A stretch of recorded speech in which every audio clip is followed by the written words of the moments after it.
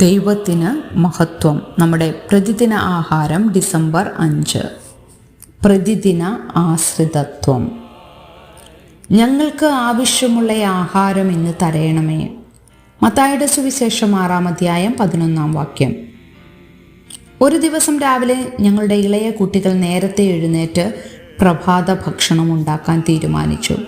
കഠിനമായ ഒരു ആഴ്ചയ്ക്ക് ശേഷം ക്ഷീണിച്ച ഞാനും ഭാര്യയും ആ ശനിയാഴ്ച രാവിലെ 7 മണി വരെ ഉറങ്ങാൻ ശ്രമിച്ചു.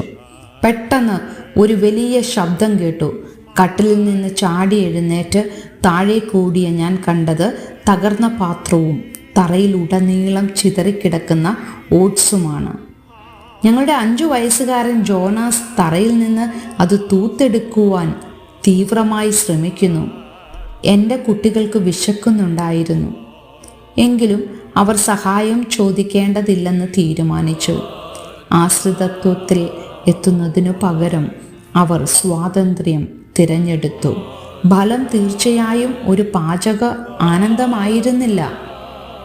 മാനുഷികമായി പറഞ്ഞാൽ കുട്ടികൾ ആശ്രിതത്വത്തിൽ നിന്ന് സ്വാതന്ത്ര്യത്തിലേക്ക് വളരാനാണ് ഉദ്ദേശിക്കപ്പെട്ടിരിക്കുന്നത്.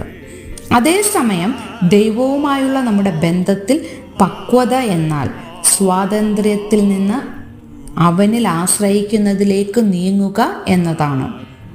അത്തരം ആശ്രിത മാർഗങ്ങൾ നാം പരിശീലിക്കുന്നിടത്താണ് പ്രാർത്ഥന പ്രാധാന്യമുള്ളതാകുന്നത്. യേശു തൻ്റെ ശിഷ്യന്മാരെയും യേശുവിൽ വിശ്വസിക്കുന്ന നമ്മെയും പ്രാർത്ഥിക്കാൻ പഠിപ്പിക്കുമ്പോൾ ഞങ്ങൾക്ക് ആവശ്യമുള്ള ആഹാരം ഇന്നു തരയണമേ എന്ന ഒരു ആശ്രയത്വത്തിൻ്റെ പ്രാർത്ഥന പഠിപ്പിക്കുകയായിരുന്നു. അപ്പം എന്നത് ഉപജീവനം, വിടുതൽ, മാർഗനിർദ്ദേശം എന്നിവയുടെ ഒരു പ്രതീകമാണ്. അതിനൊക്കെയും അതിലേറെ കാര്യങ്ങൾക്കും നമ്മൾ ദൈവത്തെ ആശ്രയിക്കുന്നു. യേശുവിൽ സ്വയനിർമ്മിത വിശ്വാസികളില്ല. യേശുവിൻ്റെ കൃപയിൽ നിന്ന് നാം ഒരിക്കലും ബിരുദം നേടുകയുമില്ല.